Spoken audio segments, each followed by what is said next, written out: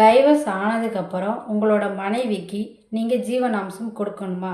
சட்டப்படி கண்டிப்பாக நீங்கள் ஜீவனாம்சம் கொடுக்கணும்.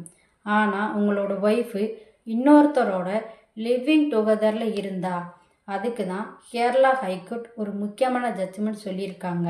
அது என்னன்னா, சாதாரணமாக உங்களோட ஒய்ஃப் உங்ககிட்ட டைவர்ஸ் வாங்கினதுலேருந்து அவங்க இன்னொரு மேரேஜ் பண்ணிக்கிற வரைக்கும் நீங்கள் அவங்களுக்கு ஜீவனாம்சம் கொடுத்து தான் ஆகணும்.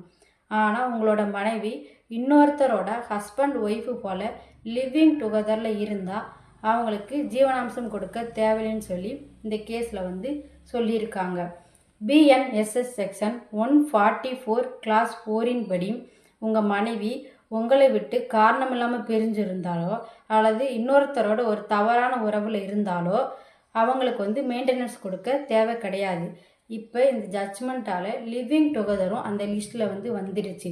இது ஆண்களுக்கு சாதகமாக இல்லது பெண்களுக்கு எதிரான ஒரு பக்கம் ஆர்குமெண்ட் போய்கிட்டு இருக்கு.